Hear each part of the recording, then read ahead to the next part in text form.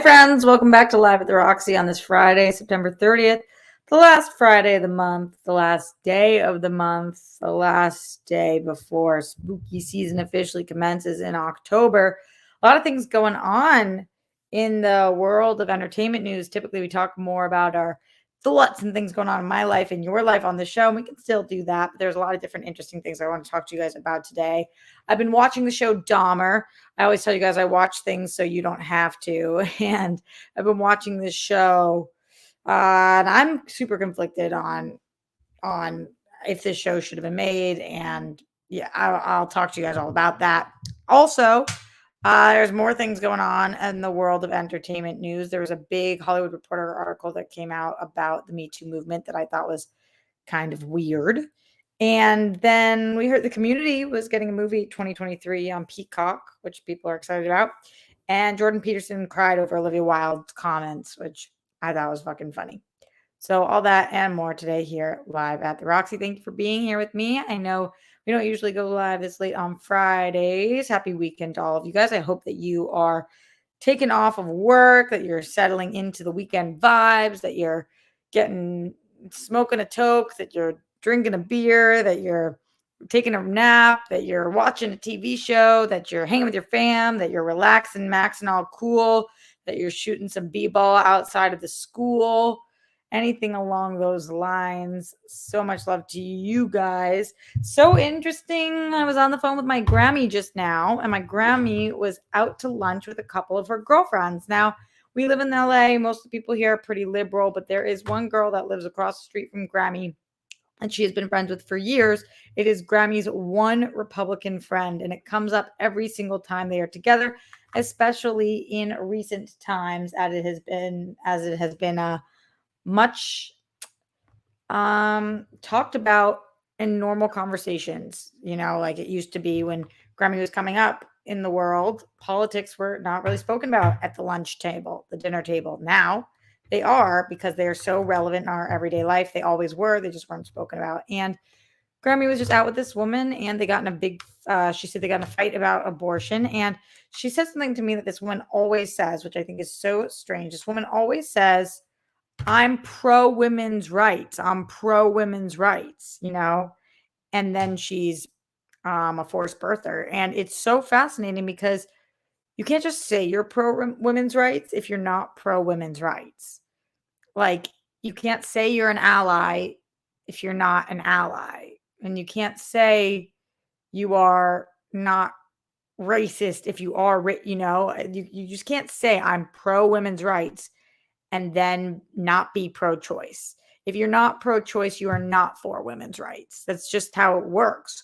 You're for your own rights, not women's rights. You're for your own, not even for your own right. You're for your own decision, because you would not make that choice. But that's not what pro-choice is. Pro-choice is meaning that every woman has the right to choose over her own body. So if you're not pro-choice, you're not pro-women's rights, period. And so Grammy's like, it's okay. Like it's hard, and we filed about abortion, but she is pro-women's rights. And I didn't even just get into it with Grammy, but because Grammy's obviously extremely pro-choice. Grammy's gone to a bunch of protests in her life and all of the things. But if you're not pro-choice, you're not pro-women's rights, period. Even if you're a woman, you might be pro some women, but you're not pro women's rights. If you're not pro-choice, you're just not. And so you can't say you are. So if you're going to say that you're a forced birther or that you're quote unquote pro-life, then you have to follow that with, so I'm not pro women's rights. I'm anti women's rights. There's this one bug that's been flying around. I'm trying to get it. I just fucking missed it by this much yet again. So like I said, it is the weekend. Cheers to the freaking weekend. I'll drink to that. Yeah. I am going to go out to dinner with a couple girlfriends tonight, actually. And it's so funny because I am at a phase in my life where I'm like, oh, yay, we're going to go out to dinner. Then obviously after that, we're going to go out and have some drinks and meet some people and socialize. So I was texting with the girls today, and I was like, great, where do we want to go after dinner? And one of them was like, oh, I'm going to go grab drinks with this guy. And the other one's like, oh, I'm going to go home to my kid. And the other one's like, oh, I've got a long day of work tomorrow. The other one's like, oh, I got to get back to my boyfriend. And I'm like, oh my God, It is so weird to be 30 and single and have all of your friends. Dinner means just dinner. Like dinner means we're gonna get together at 7 o'clock and then you go home and you live your life. It's just super bizarro pants. But I am excited to see them. Then tomorrow I'm gonna see a friend of mine that I haven't seen in a long time. I have a lot of sunspots. And then I'm going to see Christian for his birthday, I believe. And then I'm going to work. I'm gonna go home and get more work done. And then on Sunday, I'm gonna see Grammy and then I'm gonna work. So all that. Anyway, welcome to the show. Thanks for being here to everybody. Streamlabs.com/Roxy Strider. I'm gonna do my makeup a little bit on this show. Makeup. What do you want to do? I don't think you trust in my. It's really wake up, but I sing it as makeup. Do you guys get it? Let's go into Streamlabs. Let's see what's happening here. Let's see what's going on with you guys. Sending questions, comments, concerns. I've got many. Y'all probably got many too. Some about myself, some about others. Let's see what's good in the neighborhood, in the labs of streams, starting with the Zen one himself, Zen Glenn Caesar, who said, hello, Team Roxy. Hello, Roxy. Happy or whatever adjective works best for you Monday, Tuesday, Wednesday, Thursday, Friday, Saturday, or Sunday. Because no matter what day it is, Rockstars, it's totally up to you to decide what you and how you feel about it. And then he says, thank you for hanging out. He thanks my family. And he says, if we choose to continue sunbathing in golden sparkles, breathing in love, blow stress and yucky energy with each inhale and exhale to break up and remove all types of energetic blockages. Be brave, be yourself, glow in your flow, radiate, win. Thank you for that. Yesterday I got support from Always Loloid. Appreciate you, Always Loloid. His name was Loloid. He was a show boy. Send in that support. Streamlabs.com/Roxy Strider. Get it in loud, get it in proud. Appreciate all of you guys mucho. Okay, so I've been watching Dahmer. It's called, I didn't even know that the show was called Monster. I think that's weird in and of itself. Monster, my favorite performance of all time is Charlize Theron as Eileen in Monster. It's also, of course, about a serial killer. It's really weird that this show is also called Monster. I don't get why they did that unless it's an homage to that show. But it's called, I thought it was called Dahmer because on the poster it just says Dahmer, but in big yellow words. But apparently it's called Dahmer Monster, the Jeffrey Dahmer story. But people are just referring to it as Monster, which he is a fucking monster. But I'm referring to it as Dahmer for the purposes of us understanding what the fuck I'm talking about. I am 7 episodes into this 10-episode series on Netflix, and there is a lot of controversy about this series on whether or not it should have been made or whether or not, once it was made, if people should watch it. It's not the same thing, but there was controversy about whether Pam and Tommy should be made and if people should have watched that because Pamela Anderson didn't want that made. There's controversy about whether any Ted Bundy movies should be made. There's controversy about a lot of different shows in 2022 as true crime becomes more and more popular and prevalent. And as I have never been the subject matter of a true crime movie, I cannot speak to how I would feel if I was one of the victims' families of Jeffrey Dahmer. Perhaps I would not want this show to be made either. Perhaps I would. I do not know. It does seem like there is a common through line with a lot of the victims and the victims' families of a lot of serial killers and of a lot of true crime stories that they do not want these stories to be told. And yet they are being told anyway. And that is wild. I'm not sure as a society what we should do about that because people are eating it up right now. And companies are making so much money from true crime. And it has turned into something that people love to watch, eat popcorn to, watch like a scary movie. And yet Dahmer is not a scary movie. Dahmer is what is about the murder of 17 boys.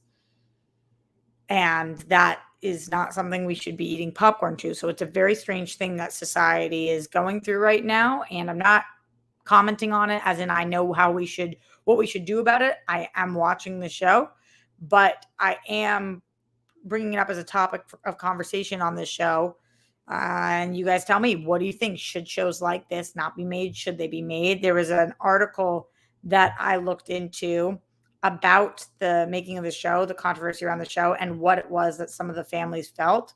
And this was coming from, I believe, from Hollywood Reporter as well. And here is some of the things that Hollywood Reporter had to say. Monsters become one of the streamers' most watched series. It debuted on September 23rd. I think this was highly trending. It's killing it for Netflix, no pun intended. It's being watched by so many people. And for those of you guys who don't know the Dahmer story, like I said, it's about the murder of 17 primarily Black and brown young men, some of whom were as young as 14 years old, so boys, and their murder by serial killer Jeffrey Dahmer, who targeted specific people and the system. And really, to me, after watching 7 episodes of the show, not only is the show about Jeffrey Dahmer and his ability to cheat the system by being a white guy in America, but additionally, it's about systemic racism in general, and also about the cops' inability to do their fucking job yet again. All things that we are aware of. If you're watching this show, you're certainly aware of. If you're a member of society, if you have eyes and ears, and you are aware of all these things. You're aware of the cops fucking up over and over again, especially when it comes to Black and brown people. You are aware of Jeffrey Dahmer. You are aware of the LGBTQ community being more subject to being targeted by people who by people. You're aware of these things. So it's none of this is new information. Also, this isn't the first time Dahmer's story has been told. It's been told in multiple different formats, different mediums. But this is the most in-depth I have seen it told. And it was created by Ryan Murphy, who interestingly seems to be a controversial figure within himself. He makes some great television, and he's been a part of some of my favorite programs, as well as I'm sure some of your guys' favorite programs. The first thing I think of is Glee, which is so funny because obviously it's the exact opposite of this. This is more in tone of American Horror Story, except for the fact that this really happened. He executive produced Pose. He has been part of, he executive produced Feud, which I absolutely loved. He has been worked on executive produced American Crime Story. He did Prom, which I didn't see, but heard not so good things about. So some hit or miss things as well. He did The Politician. He executive produced Hollywood. He holy shit, Scream Queens, and tons and tons and tons. EP Nip Tuck and tons of other things. So he is a gay man, which is interesting in this case because people had a couple of different issues with this show. One of their issues was that this was being tagged by Netflix as an LGBTQ show. Now, that is super bizarre to me. It is, Jeffrey Dahmer is gay and he targets gay people. But what's weird about that is that, like, it makes it seem like this serial killer show is a gay show, and it's not. It's a true crime show, and it was not tagged as a true crime show. It's tagged as an LGBTQ show. That now, since then, that has changed. It was labeled as horror, ominous, dark, vintage crime, psychological, and LGBTQ. Other shows or things in LGBTQ were Sex Education, makes perfect sense. Heartstopper makes perfect sense. So this being tagged as LGBTQ, but then deleting that it's strange that they did that.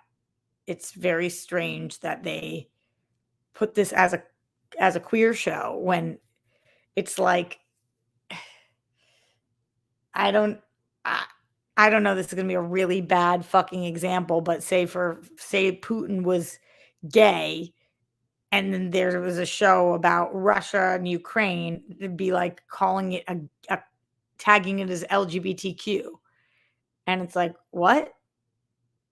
just because somebody's gay doesn't make it an LGBTQ show. Like, it's not highlighting the world of LGBTQIA people. It's a true crime show. So it's a serial killer show based on true events. So that was one of the bits of controversy that people seem to be not very happy about on social media. Additionally, one of the people who spoke out about this show was a person named Isabel, who was the sister of one of the victims, Errol Lindsay, who was a victim of Jeffrey Dahmer's. And she gave a statement during the sentencing in 1992.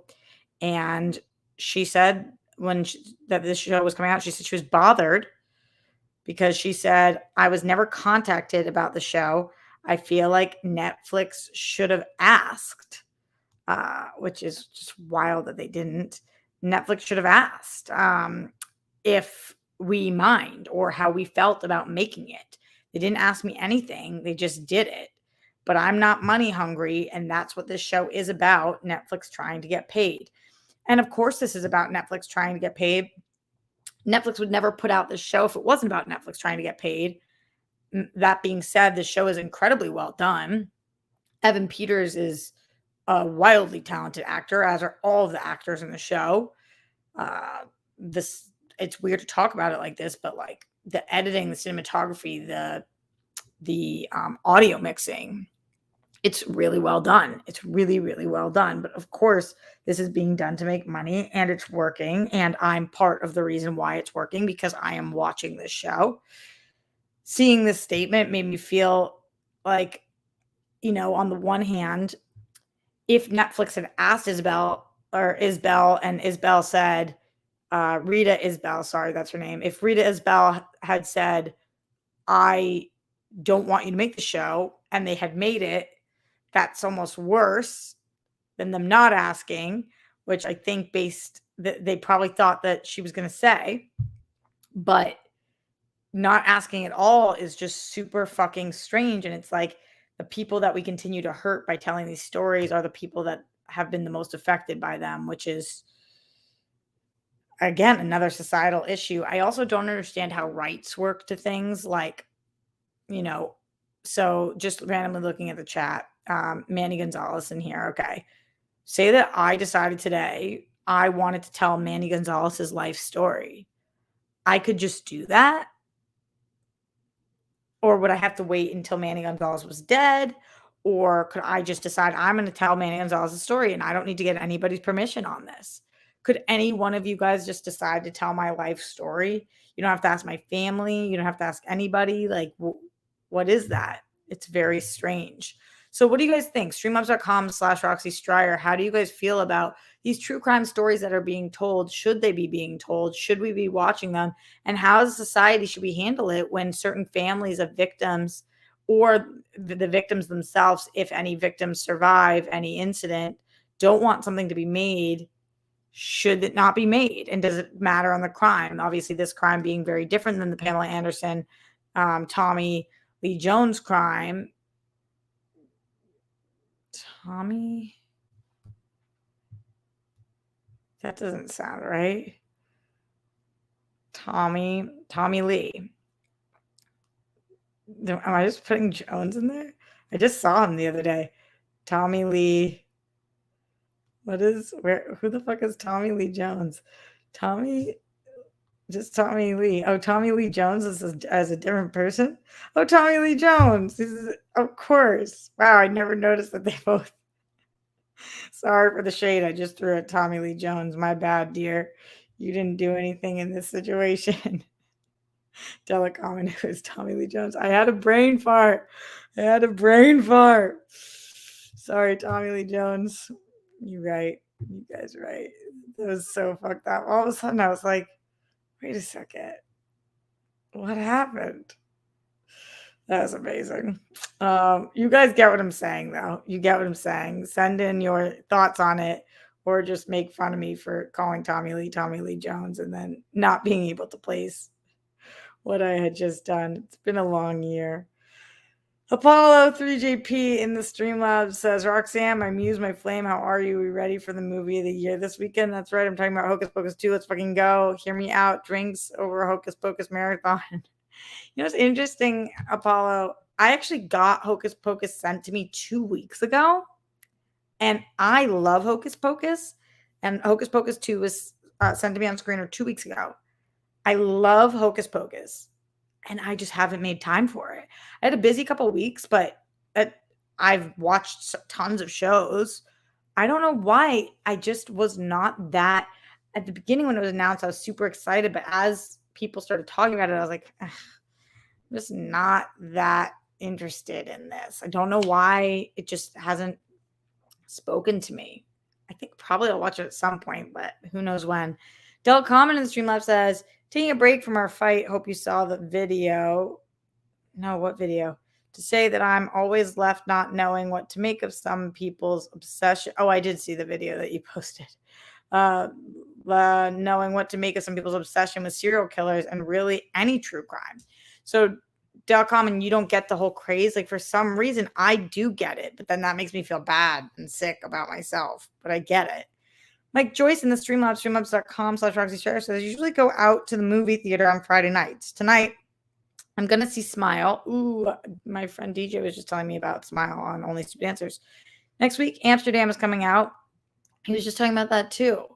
And it's getting poor reviews, so I'm going to rent Always Lola through Heartland Film Festival instead. Yes, Mike Joyce. Love to see it. Love to hear it. Enjoy the movie. Or I hope you enjoy the movie. Telecommon says, yeah, it's super sus to me. Interesting. Brittany says that happens to me a lot. What happens to you a lot, Brittany? What happens to you a lot? I want to hear from you guys. Streamlabs.com/Roxy Stryer. What do you guys think? Should we be watching Dahmer? And by the way, by a show of people in the chat, you can just write yes if you've seen it. Are you watching Dahmer? Yes if you are, no if you're not.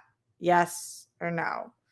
It's been taking me a long time to get through because the way that it's done is so gruesome over and over and over again.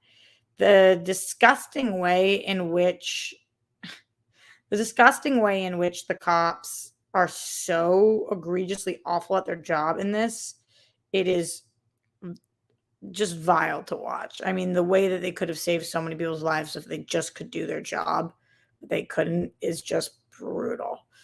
Okay, so a lot of no's. Interesting. It's being so heavily watched, but not by you guys. Andrew said no. Muhammad said no. Manny says no. Fernando says no. Mark Jason Ali said, seen the first episode, slept through the second. How? How'd you sleep through the second?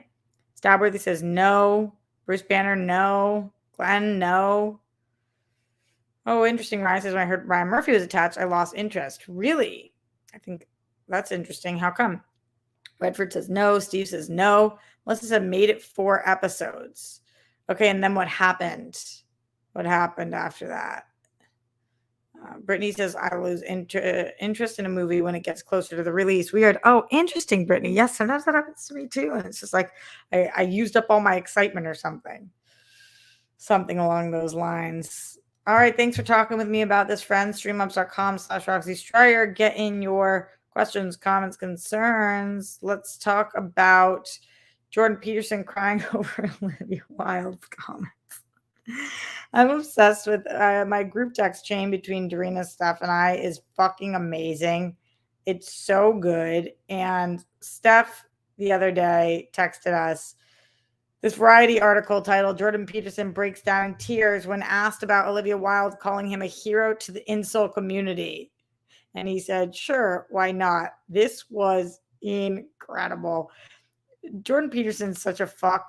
And I loved Don't Worry, Darling. But even if you don't love Don't Worry, Darling, Olivia Wilde calling Jordan Peterson a hero to the incel community is straight facts. He really is. And then he like doubles down and is like, just talks about why he feels so bad for incels. This was so fucking weird. He says, and this was on Piers Morgan, which speaks smiles.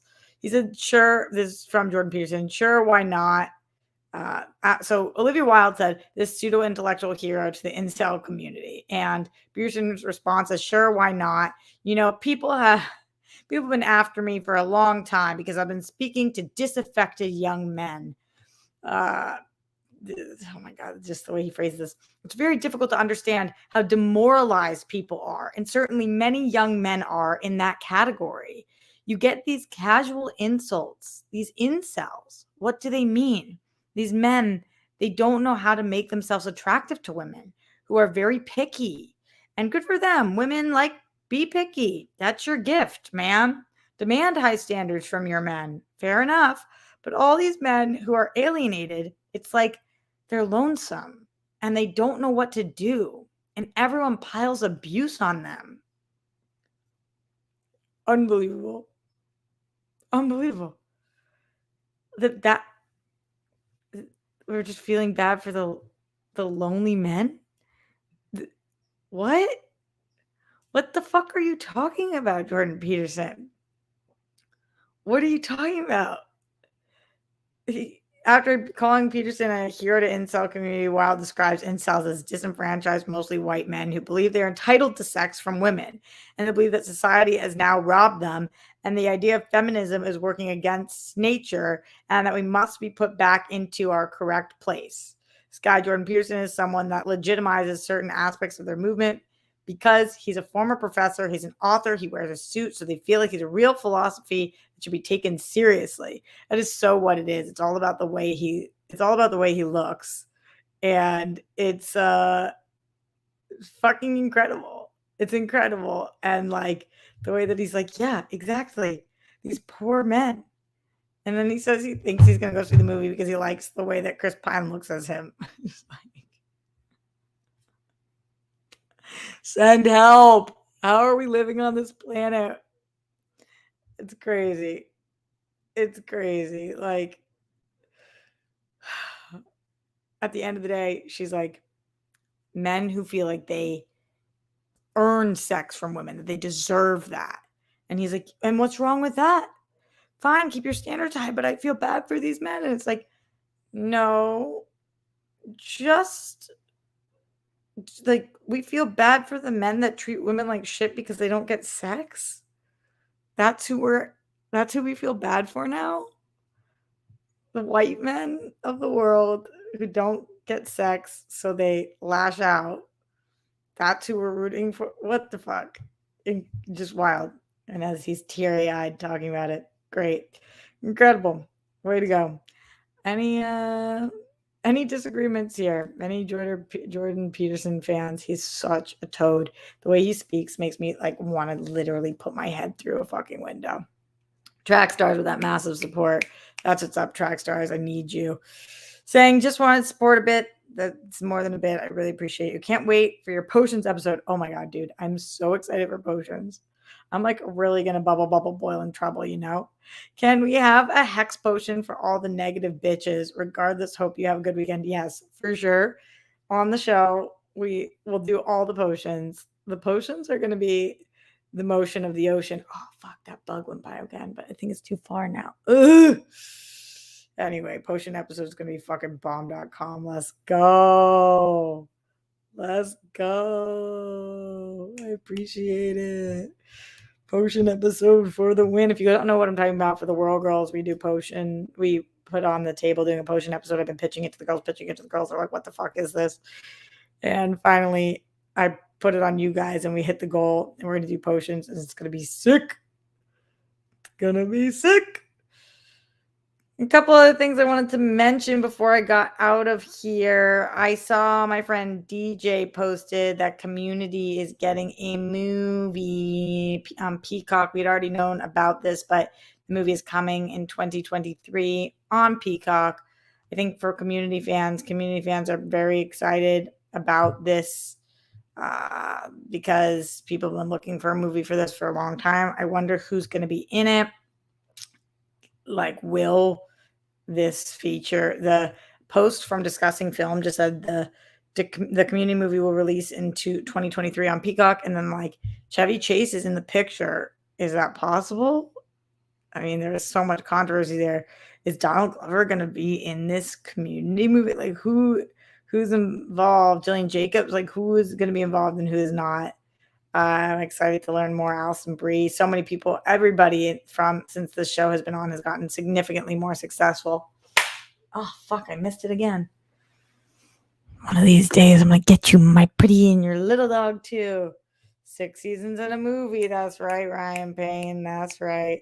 Brittany said, I can't believe it's actually happening. Yeah, Steve says 6 seasons in the movie. Exactly. Robin says, I was hoping they wouldn't invite Chevy Chase back. I don't know. I have no idea. Mike says, I don't think Chevy's in it. Yeah, it's hard to know because, like, if there's no people like actually giving information, then fans' minds are just going to run wild, right? We're just all going to be like, maybe, possibly. And then he'll either be in it or they won't. But I bet we'll know closer to the actual movie. Let's chat a little bit about this Me Too article from Hollywood Reporter. I don't know if any of you guys saw this. I saw my friend Joe Starr was tweeting. I see all news because of Twitter. I am so grateful for Twitter because of this. Twitter is the only thing that Twitter sucks in some ways, but Twitter's great in other ways. And Twitter keeps me well read. I don't know about well read, but a little bit read. There's an article from Hollywood Reporter called Me Too, 5 years later, no one's fully returned from cancellation. No, not even Louis C.K. (parentheses analysis). Joe Star tweeted the article, quote tweeted the article, and wrote that this girl Lori, who tweeted saying saying you're talking about the men and not the women whose careers were derailed because they came forward.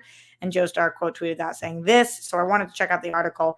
And it was an entire article about the people who have been canceled and how they have not been able to, for the most part, make a comeback. But then they talk about several incidences in which people have been able to make a comeback. And I thought that was really kind of wild to see because it's like they're saying nobody has, but really some people have. And some people really never dealt with the ramifications. And so I wanted to get your guys' thoughts on this, especially at certain parts of the article. This talks about the people who have been accused, but then the denials of allegations made it go away immediately, such as Jamie Foxx and Ryan Seacrest. Then it also mentions Dan Harmon, speaking of Community, that his victim absolved him and accepted his apology. So that his career didn't take a huge hit. And it also says that they're not including people whose allegation surfaced pre-2017, pre-Me Too, such as Casey Affleck, whose career seems to be unscathed by the allegations against him because they came out prior to the Me Too movement. And then it also says that it's not including people in the situation such as Russell Simmons, who are entrepreneurs and extremely rich.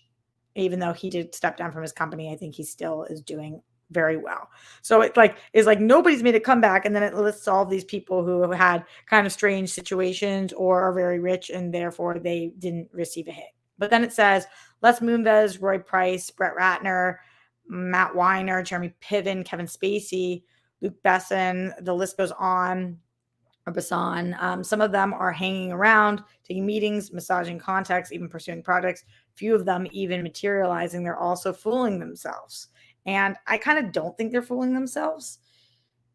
I feel like, and I'm not saying that they should or shouldn't be fooling themselves, but I feel like a lot of these people are continuing to work. Some overseas, some here, some in smaller roles, some in indies, but are still booking more than the average person, which is kind of wild. I am curious from you guys, and we've talked about this a little bit on the show, but as I was thinking about it today, like, okay, even that list of name, we're talking about such different situations. You know, Me Too is the umbrella term. However, there's such vastly different things that happen under Me Too. There is sexual assault, you know, and that's on the furthest end of the spectrum. And to be honest, and who knows, I guess people are always free to change their mind, myself included. But I think that if where you fall under the Me Too umbrella is that you are raping people, and I know by saying that I just got demonetized, but that's what I mean. So that's what I'm going to say. If that's what you were doing, then no, I don't think there is room for you to come back into the industry. You know, if you are on the Harvey Weinstein side of things, where you are physically, sexually assaulting people, I I don't think that there is coming back for you. But this article later goes on to talk about Louis C.K. And a bunch of different people who have done varying degrees of things. And I wonder if it does a disservice to us that we continue to lump people into the same classification that have done vastly different degrees of things. And what do you guys think about that? I can read some more from this article.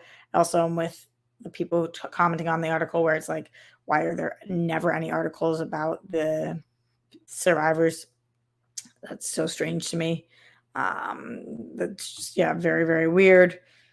This talks about how Louis C.K. is often highlighted as an example of successful Me Too era comeback, and CK's remaining audience has shrunk to his hardcore true believer fans that are direct-to-consumer fan base, and he was able to figure that out. He also, as we know, won a Grammy, so I wouldn't say he is mainstream, but he has made a bit of a comeback, but he also was not doing what Harvey Weinstein was doing. I'm not saying what he was doing was right, but I'm wondering if they should be suffering different consequences and at what point that should be, and if it's about whether or not we're gauging a society as somebody feels bad, or how we gauge all of these things.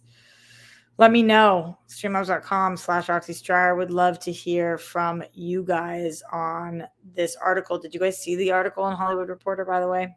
Check it out. Glenn Caesar says, Roxy, rock stars, everyone listening, please say to yourself, I'm kind of caring, full, unique. I'm good people. I'm worthy. My story is important, deserves to be seen and heard. That makes me a winner. Somebody worthy of being and having around. Yay, go me. Glenn in the Streamlabs again says, being unselfishly loving and supportive of others, including strangers, whether it's on the internet or not, as well as being kind, caring, and fully unique, makes you humane, worthy, and a cozy fire to be near. You're a shiny star, a priceless treasure, and an inspiration. Thank you, Glenn, for those kind words. I appreciate you, my dear. Thank you, Glenn, for those kind words. I appreciate you, my dear. Yeah, and I appreciate all of you guys for listening, watching the show live with me today. Before we get out of here, make sure you get in any last-minute questions, comments, concerns, Streamlabs about any of the things we have talked about, including should we be watching Dahmer or shows like that? Are you excited about Community coming in movie form in 2023 to Peacock? Do you like watching Jordan Peterson bitch over Olivia Wilde's comments? And do you find him to have any validity to him? Even a broken clock is right twice a day, but I don't think Jordan Peterson is a broken clock. I think he's a broken arm. And what did you think of the THR Me Too article? What do you think about it in general, and what the consequences should be based on different people, different situations, and how do we gauge that?